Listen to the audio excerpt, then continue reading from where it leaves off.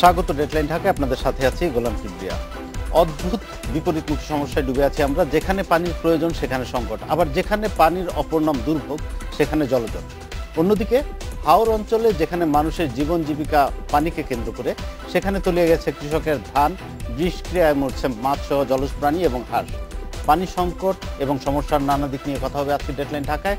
কথা বলতে স্টুডিওতে আছেন স্থপতি মোবাশ্বের হোসেন এবং ওয়াটার এইড বাংলাদেশের আবাসিক প্রতিনিধি ডক্টর খায়রুল ইসলাম। স্বাগত আপনাদের। এই যে আমরা দেখলাম চট্টগ্রামের, আজকে সব মিডিয়াতে এটা আলোচিত, বৃষ্টিপাতে একেবারে তলিয়ে গেছে শহর। এইটা কিন্তু ঢাকাতেও হয়। এইটার থেকে বেরোতে পারছি না কেন আমরা? এটা কিন্তু কমপ্লিটলি ম্যান মেড। এই যে শহরের পানি জমা এবং ডিসচার্জ না হওয়া, এবং এটাকে আমি জলাবদ্ধতা কিন্তু বলবো না, আমরা আলোচনায় যাব জলাবদ্ধতা কোনটা আর জলজট। যানজটের মতন এটাও কিন্তু জলজট। যানজট যেরকম কিছুক্ষণ পরে আমরা দেখেছি এটা খুব বেশিক্ষণ স্থায়ী হয় না, কিন্তু যতক্ষণ থাকে ততক্ষণ কিন্তু একেবারে দুর্ভোগ। সেটাই হচ্ছে চরম। যে আমি এইটার ভিতরে যে পানিটি আছে, আমি যদি ছোট্ট ফুটা করি বেশ কিছুক্ষণ সময় লাগবে এটার পানি বের হতে। আর এটার পুরাটাই যদি আমি কেটে দেই তাহলে পানি যতবার দেবো ওটা সাথে সাথে চলে যাবে, বা আধা মিনিট 2 মিনিট হিসাবের বাইরে যদি পানি বেশি হয় তাহলে কিছুক্ষণ হয়তো থাকতে পারে। কেন এই ঘটনাটি ঘটছে এটা আমাদেরকে আগে জানতে হবে। আমি প্রথমে বলে নিচ্ছি, ঢাকা এবং চিটাগাঙে সম্পূর্ণ মানুষের কারণে এই ঘটনাটি ঘটেছে। মানুষের অনভিজ্ঞতা এবং আরেকটি জিনিস চিন্তা করেছে, যার অভিজ্ঞতা আছে সে চিন্তা করেছে আমি আমার সুখটুকু আমার মতন করেই করি, বাকি সবাই সঠিক সিদ্ধান্ত নিয়ে কাজ যেন করে। অর্থাৎ সেই গল্পের মতন প্রত্যেককে বলা হয়েছে পুকুরে পানি দুধ দিতে হবে, প্রত্যেকে ভেবেছে আমি পানি দেই বাকি সবাই দুধ দিক। পরের দিন সকালবেলা শুধু পানি দেখা গেছে, দুধ পাওয়া যায়নি। এই ঘটনাগুলি কিন্তু ঢাকা এবং চিটাগাঙে ঘটছে। এর সাথে আরেকটি জিনিস হচ্ছে প্ল্যানিং অ্যান্ড ইমপ্লিমেন্টেশন। আমাদের দেখা যাক ঢাকা শহরেরটা নিয়ে আরম্ভ করি, তারপরে চিটাগাঙে আমরা আসি। ঢাকা শহরে আমার জীবনে আমি ঢাকা শহরে কি বলে এখানে বাংলাদেশ ব্যাংকের পিছনে লঞ্চ দেখেছি, ছোট লঞ্চ দেখেছি। মানিকগঞ্জ পর্যন্ত মানুষ লঞ্চে যেত। ঐশ্বর্যশালী পানির সম্পদ আমাদের ছিল। নটরডে কলেজের পাশ দিয়ে ক্যানেল ছিল। ধোলাই খাল শব্দটি মনে রাখার কথা, এবং ধোলাই খালে বিরাট বিরাট নৌকা এসছে, কি বলে নারিকেলের নৌকা, সেগুলিতে বসে আমরা নারিকেল খেয়েছি। স্বাধীনতার পরে হঠাৎ কেন জানি মনে হলো যে সব নদী, খাল, বিল এগুলি দরকার নেই, এগুলি সব ঢেকে ফেলো, তাহলে আমাদের অনেক জায়গা হবে।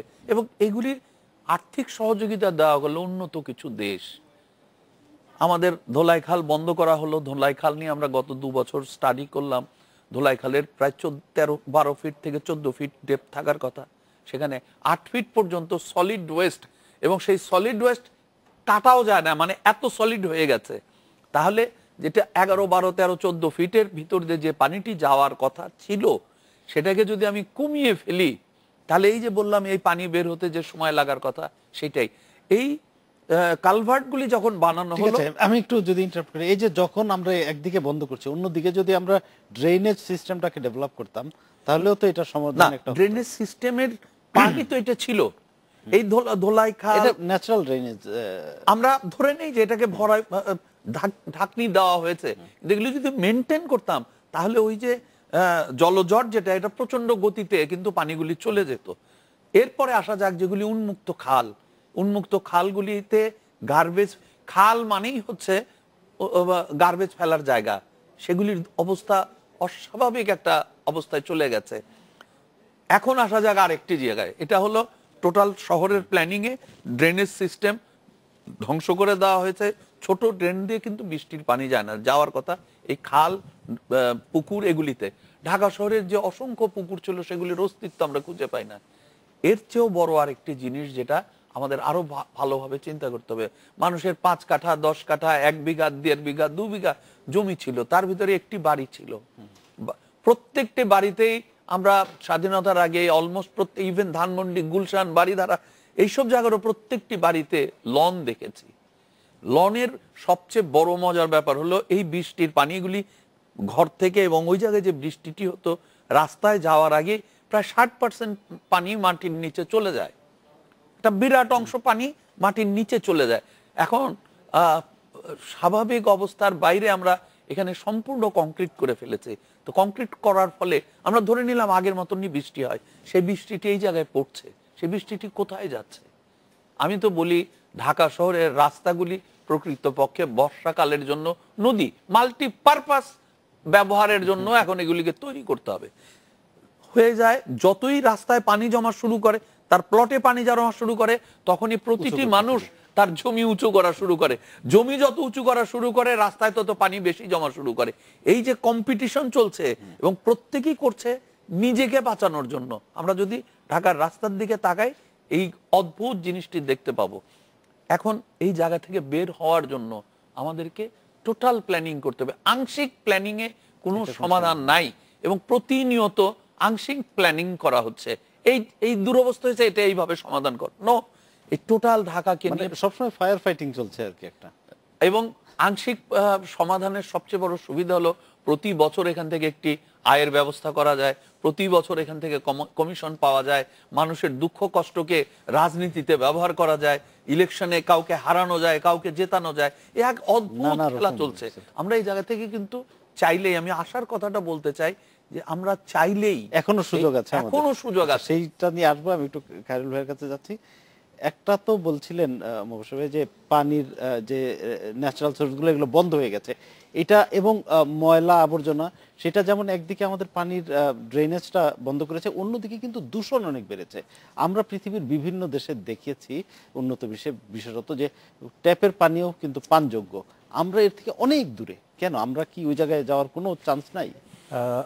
আমার মনে হয় চান্স স্পেশালি ঢাকা শহরে অবশ্যই আছে কেন, এবং মানে ঢাকার ওয়াসার যে মাস্টার প্ল্যান আছে বা এখনো যেভাবে মানে আপনারা জানেন বোধহয়, অনেকে লক্ষ্য করেছেন যে নতুন পাইপলাইন যেই মানে খুবই উন্নত মানের, এটা শুধু ফুড গ্রেডই না, মানে একদম ফুড গ্রেডেরও মানে অত্যন্ত ভালো কোয়ালিটি এবং প্রেসারাইজ করে এবং একটা ইন্টারলকিং সিস্টেম থাকতে মানে তাহলে এটাতে লিকেজের চান্স খুব কম। লিকেজের চান্স আগে ওই যেটা করতাম যে ওই পাড়ার মিস্ত্রি দিয়ে গভীর রাত্রে ফুটো করে আমার বাড়িতে চোরাই লাইন নিতাম, এইভাবে তো আমরা পাইপগুলোকে ঝাঁঝরা বানায় ফেলছি একদম।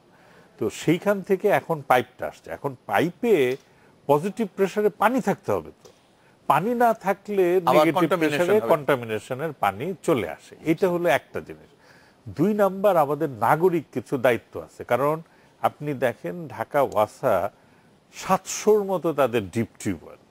আপনি যদি খুব ভালোভাবে হিসাব করেন, তাদেরই হিসাব মানে ওয়েবসাইটে গেলে যে কেউ দেখতে পাবে যে 20 ভাগের মতো পানি আসতেছে হচ্ছে এই সায়দাবাদ, চাঁদনী চক এগুলোর থেকে, আর 80 ভাগই হচ্ছে এই যে 700-র মতো ডিপ টিউবওয়েল এগুলোর থেকে আসে। তো ডিপ টিউবওয়েল মাটির 1500-2000 ফিট তল থেকে যে পানি আনে, এইটা কিন্তু অ্যাট সোর্স যথেষ্ট ভালো পানি। তাহলে আমি ট্যাপের মধ্যে কেন ভালো পানি পাচ্ছি? একটা হচ্ছে পাইপের, দ্বিতীয় হচ্ছে যেটা নাগরিক দায়িত্ব, আমাদের যে রিজার্ভ মানে নিচে যে রিজার্ভ ট্যাঙ্ক বলি বা আন্ডারগ্রাউন্ড ট্যাঙ্ক, যেখানে ওয়াসার পানিটা এসে পড়ে, সেইটা আমরা বছরে কয়বার পরিষ্কার করি? আর ওভারহেড ট্যাঙ্ক, অনেক সরকারি অফিস আমি বলতে পারবো জন্মের পরে আজ পর্যন্ত এটা ক্লিন করা হয়েছে এরকম কোনো এক্সাম্পল নাই। তো তাহলে আপনি ইউরোপের মতো যে ট্যাপ খুললে ড্রিঙ্কিং ওয়াটার পাবেন কোত্থেকে পাবেন? না, এখানে কিন্তু একটা অন্য ব্যাপার আছে, এটা একটা অন্য হিসাব আছে। ধরেন প্রত্যেকটা বাড়িতে এই পানিকে পানযোগ্য করার জন্য যে পরিমাণ আমাদের প্রাকৃতিক গ্যাস পোড়ানো হয়, এইটার হিসাবটাও কিন্তু একটা ডেফিনেটলি, এবং কষ্ট পরিশ্রম সব তো আছে। ওইটাকে যদি আমরা এদিকে খরচ করি, তাহলে অনেক কম খরচে আমরা হ্যাসেল ফ্রি পানিটা পাবো একদম। এটা ডেফিনেটলি। এটা নিয়ে কোনো গবেষণা বা কিছু করেছেন আপনারা? এটা নিয়ে আমার জানা মতে মানে প্রফেসর আবুল বরকত অর্থনীতিবিদ, তার একটা গ্যাস কি পরিমাণ খরচ হয় পানি সেদ্ধতে সেটা একটা হিসাব আছে। এখন যদি আপনি দেখেন যে বহুজাতিক কোম্পানিগুলো এবং ভারতীয় কোম্পানিগুলো মেইনলি এই যে ওয়াটার ফিল্টারগুলো যে বিপণন করছে, দেখাচ্ছে যে পানির মধ্যে ধাতু আছে, এটা আছে, সেটা আছে। এইটা বলার উদ্দেশ্য হলো যে মাটির তলার পানির থেকে তো আর সেগুলো underground water quality is quite good, মানে 80% পানি সেইখানে, তাহলে 20% পানি যেটা সারফেস ওয়াটার থেকে মানে নদীর পানি সেইখানে হয়তো কিছু আসতে পারে। সেইটা বলে আমরা এখন গয়রহভাবে কেউ আর এটার উপরে বিশ্বাস করছে না, এবং শুধু সেটা না, তারা কিন্তু মিনারেল ওয়াটারের দিকে যাচ্ছে। বিজ্ঞাপনে আরো বলছে, আপনি দেখবেন যে ফুটালেও এটা যাবে না, তার মানে আপনার কোনো অপশন নাই। এইখানে আমি একটা ইন্টারেস্টিং জিনিস বলি, সেটা হচ্ছে যে আমরা ওয়াসার পানির থেকে মুখ ফিরিয়ে নিচ্ছি, কিন্তু বৎসরে আমি এই ডাটাটা আমি অতি সম্প্রতি 2-3 সপ্তাহ আগে পেয়েছি পরিসংখ্যান ব্যুরো থেকে। আমাদের এই যে মিনারেল ওয়াটারের পানির যে ব্যবসা, এই পানির ব্যবসা হচ্ছে বছরে 2,500 কোটি টাকার, এবং ঢাকা শহর হচ্ছে একটা অন্যতম কনজাম্পশনের জায়গা, এবং ঢাকা শহরে যে মিনারেল ওয়াটার আমরা যেটা খাচ্ছি এর 60-70% পানি হচ্ছে ঢাকা ওয়াসার পানি। সেইটাকে তারা ওজনাইজ করে ওই যে বিজ্ঞাপন দেখেন না যে 7 স্তরে পরিশোধিত করে 5 স্তরে ইত্যাদি ইত্যাদি, এইভাবে ঢাকা ওয়াসার পানি এক ধরনের পরিশোধন করে মিনারেল ওয়াটার হিসেবে আমাদের কাছে। আচ্ছা, আমি আপনার কাছে 2,500 কোটি টাকা। আমি আপনার কাছে একটা তথ্য জানতে চাবো। আমরা যখন আগে লঞ্চে চলাচল করতাম দূরে, লঞ্চের ছাদের উপরে যে ইয়েটি থাকতো, সেটার পানি কিন্তু নদী থেকে নিয়ে আমরা নদীর পানি শুধুমাত্র ফিটকারির, শুধু তাহলে ফিটকারি দিয়ে ওইটা তো স্বাস্থ্যগতভাবে ফিটকারির ফিল্টারেশন ইজ ওকে, যথেষ্ট। আমরা একটা বিরতি নিয়ে আসি, এই আলোচনায় আমরা আবার ফিরবো। নিচে একটা বিরতি, সঙ্গে থাকবেন। বিরতির পর ফিরে এলাম ডেডলাইন ঢাকায়।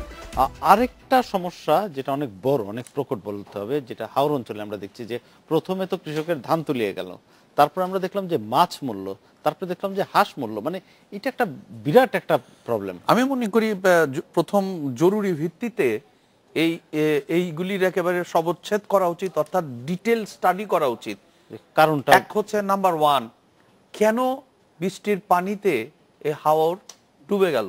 এটা তো আমরা জানি তথ্য যে বাঁধ ভেঙে গেছে, অথবা বাঁধটি না করে বিল নেওয়া হয়েছে, এবং এই বাঁধটির ডিজাইন কারা করে, এক্সিকিউশন কারা করে। আমি এমন একটা জিনিস করছি যেটার সাথে অসংখ্য মানুষের জীবন জড়িত সরাসরি, সেটি কি আমি হাতুড়ে ডাক্তারদের ট্রিটমেন্ট করব, নাকি ক্যান্সারের ট্রিটমেন্ট এলাকার হোমিওপ্যাথি বা কবিরাজ দিয়ে করব, না তার সঠিক ট্রিটমেন্ট করব? এই সিদ্ধান্তটি নেওয়ার কথা।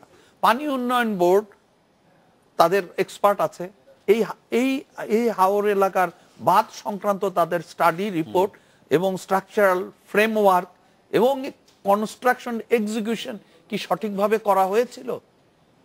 এই প্রত্যেকটা জিনিস কিন্তু আমাকে, যদি আমি এটা থেকে বের হয়ে আসতে চাই, ভবিষ্যতে যদি এই দুর্ঘটনা না ঘটাতে চাই, তাহলে কিন্তু এগুলির সবচ্ছেদ করা ছাড়া, ডিসেকশন করা ছাড়া কিন্তু কোনো সমাধান হবে না।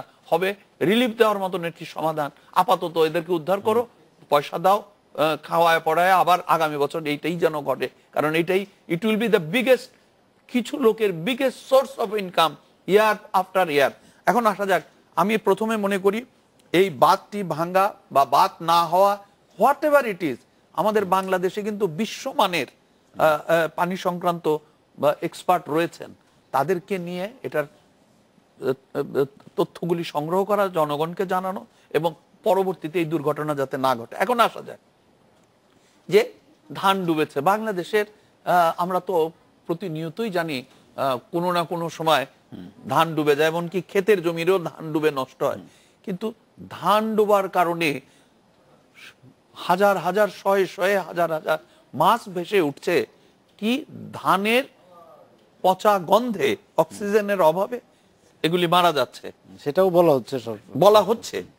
এই বলাটা কাউকে বাঁচানোর জন্য বলা হচ্ছে, কাউকে গোপন করার জন্য কি বলা হচ্ছে, না সত্যি ধান পচলে পারে মাছ মারা যায়, এটি জানার ব্যাপার আছে। আমরা নদীমাতৃক বাংলাদেশের মানুষ, আমি আমাদের কুমিল্লা এলাকার গ্রামে বর্ষাকালে সবসময় জমি পানির নিচে থাকতো, ধান কতগুলি ধান আছে শুধু পানির ভিতরেই জন্ম নেয়, সেই পানি থেকে সে ধান কেটে আনা হয়েছে, সেখানে হাঁস মুরগি কি বলে হাঁস মাছ সবই থেকেছে। কখনো তো শুনি নাই যে মাছ মরে যাচ্ছে ধান পানির নিচে যাওয়ার কারণে। এখন আসা যাক, আবার গতকালকে আমরা শুনলাম হাঁস মারা যাচ্ছে, এবং এক ব্যক্তির 4,000 হাঁস মারা গেছে একটি প্রোগ্রামের ভিতরে আমি দেখলাম, রেডিওতে বা টেলিভিশনে। এই যে ঘটনাটা, এটার তো পূর্ণাঙ্গ একেবারে উচ্চ পর্যায়ের একটি তদন্ত হওয়া উচিত। তার মানে এই পানিতে বিষাক্ত কিছু আছে, এটি হলো সাধারণভাবে এই বিষটি কি ধানের গাছ থেকে এসছে, ধান পচার কারণে হয়েছে, নাকি মাছের পেটে থেকে এসছে, যে হাঁস পানি খেয়ে মারা গেল, কারণটি কি? আরেকটি কারণ হতে পারে আমাদের দেশে কোথাও ওপেন পিট খনি করা হচ্ছে কিনা, মাটি তোলা হচ্ছে কিনা, মাটি থেকে সেই বিষ ধুয়ে এখানে এসছে কিনা, অথবা আমাদের পার্শ্ববর্তী দেশ, সেই দেশে ওপেন পিট থেকে যে বিষাক্ত খনিজ পদার্থ যেগুলির প্রয়োজন নাই, যেগুলি উন্মুক্ত অবস্থায় ফেলে রাখা হচ্ছে প্রচন্ড বৃষ্টির কারণে, বৃষ্টির পানি তো আর বর্ডার মানে না, বর্ডারের ভিতর দিয়েই, নদী দিয়ে, পাশের জমি দিয়ে এখানে এসে পৌঁছেছে কিনা। অর্থাৎ আমি মনে করি আন্তর্জাতিক বিধান অনুযায়ী এই এক্সপার্ট দিয়ে, বাংলাদেশে যদি না থাকে বাইরে এক্সপার্ট দিয়ে এই পানির চরিত্র, মাটির চরিত্র, ধানের চরিত্র, মাছ, এগুলি সবগুলির জরুরি ভিত্তিতে করে আমাদের জনগণকে জানানো, এবং যদি বাইরের কোনো কন্টামিনেশনের কারণে, কন্টামিনেটেড মেটেরিয়াল কারণে এই দুর্ঘটনা ঘটে থাকে, সেই ব্যাপারেও আমাদের সজাগ হওয়া উচিত। যেরকম সম্প্রতি আমরা শুনেছি মিজোরামে এলাকাবাসীরা ওপেন পিট খনির কারণে গত 2-3 বছর থেকে তারা যুদ্ধ করছে। তার এফেক্ট কি আমাদের ঘাড়েও এবার চেপেছে কিনা? কারণ অন্য সময় বৃষ্টি হয়েছে, নির্ধারিত সময় বৃষ্টি ছাড়া। এগুলি কিন্তু জরুরি ভিত্তিতে চিন্তা করা উচিত। অবশ্যই। কারণ এই যে পানির কারণে হাওড় অঞ্চলের মানুষ তো জীবিকা পুরোটাই কেন্দ্র করে এই পানি কিনবে, এইটার একটা আফটার এফেক্ট হবে, সেটা আফটার ইফেক্ট আমরা আসলে এই মুহূর্তে লোকজন আসলে যতখানি মানে কি বলবো যে মানে ট্যাকল করছে, আগামী দিনগুলোতে এগুলোর ইফেক্ট আরো মানে দেশব্যাপী ছড়াবে। যেমন এই ধানটা পাকতে শুরু করলেই, যেটা অ্যাকচুয়ালি 3 সপ্তাহের মধ্যে হয়তো হয়ে যেত বা মে মাসের প্রথম দিক থেকে, এইখানে কিন্তু মানে ওই যে আমরা রংপুরের যে মঙ্গা পীড়িত এলাকা বলি, এখন যদিও মঙ্গা অনুপস্থিত নাই, আমরা দূর করতে পেরেছি, ভালো, কিন্তু ওখানকার কিন্তু শ্রমজীবী মানুষরা এই হাওরের, কারণ একটা বিশাল এলাকা জুড়ে 20% গ্রেইনস এখান থেকে আসে, ওইখানকার মানে একটা সিজনাল শ্রমিক এখানে এসে ধান কেটে তারা এই ধান তাদের বাড়িতে নিয়ে যায়। এরাও যেরকম সারা বছরের খোরাকি পায়, এরাও সারা বছরের ধান অথবা মজুরিটা নিয়ে যায়। এই লোকগুলো কিন্তু কাজ পাবে না, 1। 2 নাম্বার হচ্ছে এই যে মানে খড় যেটা হতো ওইখানকার গরু বা গবাদি পশুর জন্য এটা সারা বছরের খাদ্য। এখন অলরেডি বড় বড় নৌকা যেতে শুরু করেছে, কারণ লোকে খড় পাবো না জানে, কাজেই সে গরু বিক্রি করে দিচ্ছে, যেটা আমি রাখতে পারবো না। 4 মাস গেলেই কিন্তু সে কোরবানি ঈদে যেই গরুটা 60-70 হাজার টাকা বিক্রি করতে পারতো, এখন সে 20-25-30 হাজার টাকা ছেড়ে দিচ্ছে। 4 মাস খাওয়ানোর সামর্থ্য তার নাই, কারণ সে তার তো খড় শেষ হয়ে আসছিল, মে মাসে আসলেই সে কিন্তু এটা করতে পারতো। 3 নাম্বার যেটা হচ্ছে সেটা হলো ওইখানকার লোকজন এখন ছড়াবে হচ্ছে গোপালগঞ্জ, ওই বেলটাতে, ওইখানে ওই যে একই রকমের ধান আছে, হ্যাঁ, ওইখানে আবার ডেইলি ওয়েজটা তখন একটু কমের দিকে চলে যাবে। তো এই যে মানে আমরা শুধুমাত্র ওইখানে 10 টাকা কেজি চাল বা ওএমএস দিলেই, কারণ ওইখানে কাজের বিনিময়ে খাদ্য, কাজ কি করবে? কারণ আটিগুলো তো খুব সীমিত জায়গার মধ্যে, অন্যান্য জায়গায় যেরকম রাস্তা বাঁধা, এই যে হাওরের যেটা আমরা দেখলাম, এটা তো একটা মানে আমাদের অতীতের এরকম কোনো অভিজ্ঞতা নেই। আমাদের আরো অনেক ওপেন ওয়াটার বডি আছে, সেগুলোও কি এরকম কোনো প্রবলেমে এক্সপোজড কিনা সেটা নিয়ে আমি আপনার কাছে জানবো। একটা বিরতি নিয়ে এসে এই বিষয়ে জানতে চাবো। আবার একটা বিরতি নিচ্ছি, সঙ্গে আবারও স্বাগত রেডলাইন ঢাকায়। যে প্রশ্নটা রেখে গিয়েছিলাম যে আমাদের অন্যান্য জলাশয়গুলো এরকম ঝুঁকিতে আছে কিনা, যেটা আমরা হাওর অঞ্চলে দেখলাম। এইটা আসলে কোন রকম গবেষণা ছাড়া এই ঝুঁকির কথা বলাটা ঠিক হবে না, কারণ আমরা যদি একটু মনোযোগ দিয়ে লক্ষ্য করি, একই মৌসুমে আপনি বরেন্দ্র এলাকাতে ধান চাষ হচ্ছে, সেখানেও অকাল বৃষ্টিপাত হচ্ছে, এবং আমরা যেই কারণগুলো বলছি যে মানে কীটনাশক, ওষুধ অথবা রাসায়নিক সারের পানি, সেখানেও তো বৃষ্টির সময় গড়িয়ে গিয়ে পুকুরে পড়ে। চলনবিল এলাকা একটা বিশাল ধান জন্মানোর এলাকা, আপনি যদি গোপালগঞ্জ থেকে শুরু করে বাগেরহাটের এই লাইনটা দিয়ে যান, এইখানেও কিন্তু জলাভূমির মধ্যে এই মৌসুমে প্রচুর ধান হচ্ছে। আমরা কোনোদিন শুনি নাই, এবং এই ঝুঁকির কথা বলে জনমনে আতঙ্ক ছড়ানোর কোনো কারণ নাই যে কীটনাশক এবং সারের কারণে, হ্যাঁ ডেফিনেটলি পানির কোয়ালিটিতে চেঞ্জ হতে পারে, কিন্তু সেই পরিবর্তনটা মাছ মেরে ধ্বংসাত্মক। ফেলে, হাঁস মেরে ফেলে, এই পর্যায়ে কখনো যায় নাই।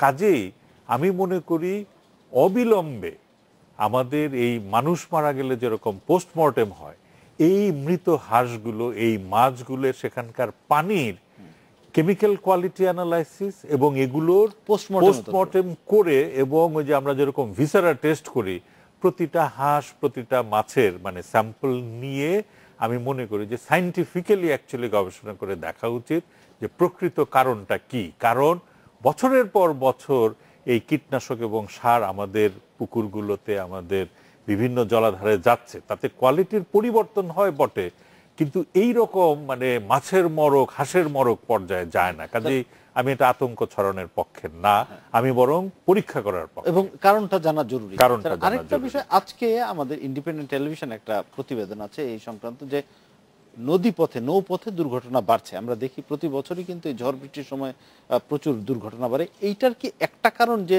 নদী ব্যবস্থাপনায় একটা অব্যবস্থা আছে বা একটা মানে মিসম্যানেজমেন্ট?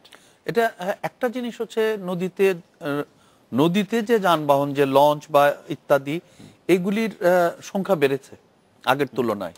আরেকটি জিনিস হচ্ছে নদীর পাশগুলিতে ইন্ডাস্ট্রি তৈরি হয়েছে, সেগুলির একটা এফেক্ট, অর্থাৎ সেগুলিতে লোডিং আনলোডিং অর্থাৎ উইথ তো কমিয়ে ফেলা হয়েছে বিভিন্ন জায়গায়। আর নদীর স্রোতের কতগুলি বিপরীত চরিত্র তৈরি হয়েছে যেগুলি আগে ছিল না।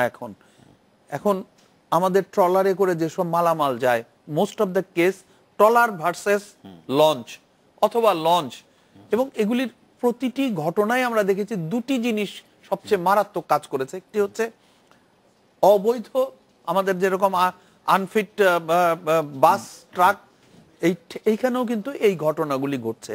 এখানে লাইসেন্স নেওয়া বা চালানোর অনুমতি পাওয়ার সাথে আর্থিক লেনদেন জড়িত আছে, এভরিবডি। এবং আরেকটা আকার পরিবর্তন করা হয়, আমি ওইটাই চাচ্ছি যে এই যে চরিত্রের পরিবর্তন, এই জাহাজগুলির, লঞ্চগুলির যা হওয়ার কথা প্রপারলি ট্রেন্ড পিপলকে দিয়ে ডিজাইন করিয়ে সেই ডিজাইন অনুযায়ী করা হয়েছে কিনা। সেই আধুনিক যুগে কিন্তু এই ধরনের লঞ্চ যত চেষ্টা করাই যাক একদম ডোবার কোনো সম্ভাবনা থাকে না, কারণ এটার ডিজাইনের ভিতরে একটি অংশ থাকে এটাকে সব অবস্থায় ভাসিয়ে রাখবে।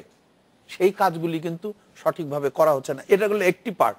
আরেকটা হচ্ছে ঢাকা শহরে যেরকম ট্রাফিক আইন না মানার কারণে বিশ্বের আধুনিক যানবাহন ঢাকাতে অ্যাক্সিডেন্ট করছে, ঢাকা থেকে অন্য ডিস্ট্রিক্টে অ্যাক্সিডেন্ট করছে। এই গাড়িগুলি তো বিশ্বের বিভিন্ন জায়গায় চলে, সেখানে হচ্ছে ম্যানেজমেন্ট। দেখা গেল গরু এই পার থেকে ও পারে যাচ্ছে, ছাত্র ওই পার থেকে ও পারে যাচ্ছে, মৌলানা সাহেব মসজিদে ওই পারে যাচ্ছে, বাড়ি এই পারে, কিন্তু আমরা বলছি হাইওয়ে। অর্থাৎ ডিজাইনের সাথে ডিজাইনটাকে বাস্তবায়ন করার সময় যে প্ল্যানিং অনুযায়ী সমস্ত কিছু পরিচালিত করার কথা, যাদের পরিচালনার দেখভাল করার কথা, তারা তাদের কি দায়িত্ব পালন করছে।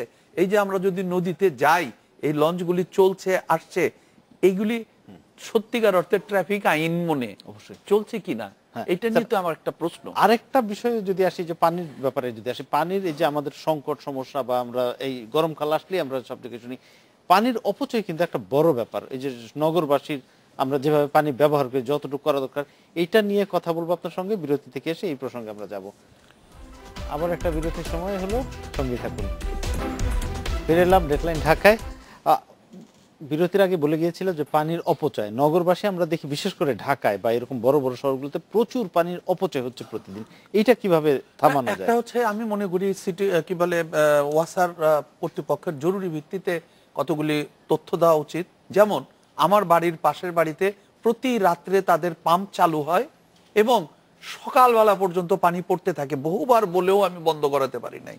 থানাতে এজাহার দিতে গেছি, বলছে পানি বন্ধ করার দায়িত্ব আমাদের না। খুব ইন্টারেস্টিং। কিন্তু পানির কি মূল্য ওনার কাছে তো হিসাবে বোঝা গেল যে কি ঘটনা ঘটে। আজকে টেলিভিশনের একটি প্রোগ্রাম করতে গিয়েছিলাম ৭১-এর টয়লেটে যাওয়ার পরে দেখলাম পাশের বাড়িতে ছাদ থেকে কন্টিনিউয়াসলি পানি পড়ছে। আমি বললাম যে আপনারা লোক পাঠায় এটা বন্ধ করান। এই যে অবস্থা, আমার মনে হয় আমার ওয়াসার চেয়ারম্যান সাহেবের জরুরি ভিত্তিতে একটি প্রচার করা উচিত। কেউ পানি যদি ব্যয় করে, এরকম নষ্ট করে, তার ব্যাপারে কঠোর ব্যবস্থা নেওয়ার একটি ব্যবস্থা করা, এবং যে ধরিয়ে দিতে পারবে তাকে রিওয়ার্ড দেওয়ার ব্যবস্থা করা হোক। এছাড়া এই পানির হাত থেকে অপচয় থেকে বন্ধ করা যায় না। আরেকটি হচ্ছে আমাদের অ্যাপার্টমেন্টগুলিতে পানির একটি মিটার থাকে, প্রত্যেক ফ্ল্যাটের জন্য থাকে না। কোনো বাড়িতে দেখা যাচ্ছে একটা কল ছেড়ে দিয়ে গল্প টল্প করে তারপরে বালতি ভরে উপচায় পড়ছে, সেইভাবে তার বিল, আরেকজন হয়তো সংরক্ষিত পানি দিয়েই ব্যবহার করছে। এইখানে প্রতিটি বাড়িতে মিটার লাগানো বাধ্যতামূলক করার সাথে সাথে আমি মনে করি 20 থেকে 30% ব্যয় কমে যাবে। কারণ একজন খরচ কম করছে, আরেকজন অঢেল খরচ করছে, কিন্তু পয়সা দিচ্ছে এক। এই জায়গাতে যাওয়া। আরেকটি জিনিস হচ্ছে আমাদেরকে সৃষ্টিকর্তা এই পানি সম্পদে অসম্ভব রকম ঐশ্বর্যশালী করেছে। ঢাকার চারপাশ দিয়ে 4টা নদী আমরা ধ্বংস করে ফেলেছি, অর্থাৎ মানুষ করেছে। তারপরে এই যে অপূর্ব বৃষ্টি, যেটা এই যে একটু আগে ওনার সাথে আমরা কথা বলছিলাম, সেটি হচ্ছে প্রথম 5 মিনিট পরে যে বৃষ্টি আসে, বৃষ্টির পানিটি অলমোস্ট ডিস্টিল ওয়াটার হিসেবে ব্যবহার করা যায়। কারণ আমাদের এখানে এখনো ইন্ডাস্ট্রি অত বেশি না হওয়ার কারণে আমাদের পলিউটেড ওয়াটার রেন হিসাবে আসে না, অ্যাসিড রেন নাই। আমরা এই বৃষ্টির পানিকে দুভাবে সংরক্ষণ করতে পারি। একটি হচ্ছে সমস্ত বৃষ্টির পানিকে আমরা একটি ট্যাঙ্কের ভিতরে নিয়ে আসতে পারি, সেটা ফিল্টারেশনের ব্যবস্থা করতে পারি, এমনকি ফিটকারি দিয়েও এই পানিগুলি ব্যবহার উপযোগী করা সম্ভব। এখন সবচেয়ে বড় জিনিস হচ্ছে এই কাজগুলি করা, এবং বিশ্বের বহু দেশে, সিঙ্গাপুরে এখন বাথরুমের বেসিনের সমস্ত পানি এক জায়গায় নিয়ে যাওয়া হয়, যেগুলি সিম্পল ফিল্টারেশন করে বাগান থেকে আরম্ভ করে সব কাজে ব্যবহার করা যায়। আমাদের একটি কথা মনে রাখতে হবে, সৃষ্টিকর্তা আমাদেরকে পেট্রোল দেয় না, এই পেট্রোলের চেয়ে অনেক অনেক অনেক দামি পানিতে আমাকে ঐশ্বর্যশালী করেছে। সেই পানিকে আসুন আমরা সংরক্ষণ করি, রক্ষা করি এবং সুষ্ঠু ব্যবহার। আমি একটু জেনে নিই, ওয়াটার ইট কি করছে? আপনারা কি এই যে এই ব্যাপারে সচেতনতার কাজ করছেন, বৃদ্ধির কাজ করছেন? আমরা ডেফিনেটলি শুধু সচেতনতা না, আমরা অত্যন্ত দায়িত্বশীল ব্যবহারের জন্য, যে ঢাকা শহরের ভূগর্ভস্থ পানির স্তর যেহেতু প্রতি বছর 3 মিটার করে নেমে যাচ্ছে, আমরা রেইন ওয়াটার হারভেস্টিং, বিশেষ করে রিচার্জ করানোর ব্যাপারে আমরা অত্যন্ত উদ্যোগী ভূমিকা নিয়েছি। এবং আপনি জেনে খুশি হবেন যে বাংলাদেশে এখন বেশিরভাগ মানে ইঞ্জিনিয়ারিং ইউনিভার্সিটির সঙ্গে যে স্কুল অফ আর্কিটেকচার বা আর্কিটেকচার ডিপার্টমেন্ট আছে, তারা প্রত্যেকে এখন রেইন ওয়াটার হারভেস্টিংয়ে প্রশিক্ষিত। তারা নিজেরাই এখন বিল্ডিংয়ের ডিজাইন করে দিতে পারে। বিভিন্ন শিল্প কারখানা এগুলো হচ্ছে। বিএনবিসি মানে যেটা আমরা বিল্ডিং কোড, এবং রাজুকে একটা খসড়া হয়ে আছে যে 2000 স্কয়ার ফিটের উপরেই অ্যাপার্টমেন্ট হলে সেই বিল্ডিংকে অবশ্যই রেইন ওয়াটার রিচার্জ করতে হবে অথবা হারভেস্ট করতে হবে। তো এইটা একটু একটা জিনিস জানার জন্য, এটা যদি করতে চাই একটা বিল্ডিং, অনেক বেশি খরচ কি বেড়ে যায়? না না না, মোটেও না। সেটা একটা ধারণা আছে। সুন্দর করে মাটির নিচে নিয়ে যাওয়ার ব্যবস্থা করা। অ্যাপার্টমেন্টে মনে করেন যে 20 জনে মিলে একটা অ্যাপার্টমেন্ট কিনছে বা 10 জনে মিলে কিনছে, এখন তো 1-1.5 কোটি টাকা লেগে যাচ্ছে। তার জন প্রতি আমরা হিসাব করে দেখেছি 1-1.5 লক্ষ টাকাও বেশি আসে না। কিন্তু আপনি যদি সারা জীবনের সঞ্চয়টা এবং বৃষ্টির পানি এবং আগামী দিনে ঢাকা শহরের ভবিষ্যতের কথা চিন্তা করেন, এবং অনেক দায়িত্বশীল শিল্প কারখানা, আজকে আমরা গর্ব করে বলতে চাই যে পৃথিবীর পরিবেশ বান্ধব 12টা শিল্প কারখানার মধ্যে 7টা হচ্ছে বাংলাদেশে। এই যে ধরেন বিভিন্ন ডেভেলপাররা এখন অ্যাপার্টমেন্টের মধ্যে দিচ্ছে। চট্টগ্রামে আইন হয় নাই, কিন্তু চট্টগ্রাম উন্নয়ন কর্তৃপক্ষ অলরেডি ডেভেলপারদেরকে উদ্দীপ্ত করছে যে রেইন ওয়াটার হারভেস্টিং তোমরা করো। এই যে উদাহরণগুলো তৈরি হচ্ছে, এগুলোকে আমাদের মাঝে মধ্যে উচিত আসলে পজিটিভ এক্সাম্পল হিসেবে ওই ডেভেলপার, এদেরকে ওই শিল্পপতি, আমরা তো সবসময় তাদের একটু ইয়ে করি, তাদেরকে এনে যে না, ভালোভাবেও বৃষ্টির পানির সদ্ব্যবহার হতে পারে এবং পানির অপচয় রোধ করার জন্য কিন্তু বা রিসাইকেল করে যারা ব্যবহার করছে অপচয়, একটা বাড়ির এরকম একটা বিল্ডিং এর কত পার্সেন্ট পানির সাপ্লাই এই রেইন ওয়াটার হারভেস্ট থেকে আসতে পারে? এইটা আমরা মানে খুব ভালোভাবে বছরে আপনার 7 থেকে 8 মাস ইজিলি একটা বাড়ির চাহিদা, যেমন আপনি যদি মুম্বাইতে দেখেন, পুনাতে দেখেন, এই সমস্ত জায়গাতে অলরেডি কিন্তু তাদের একটা 50%, এবং আমাদের দেশেও শুরু হয়েছে। আমরা অনুষ্ঠান একদম শেষ পর্যায়ে চলে এসেছি। ধন্যবাদ আমাদের স্টুডিওতে আসার জন্য। এই ছিল আজকের ডেডলাইন ঢাকায়। দেখা হবে আগামী শুক্রবার এই সময়। ভালো থাকুন, সুস্থ থাকুন, শুভরাত্রি।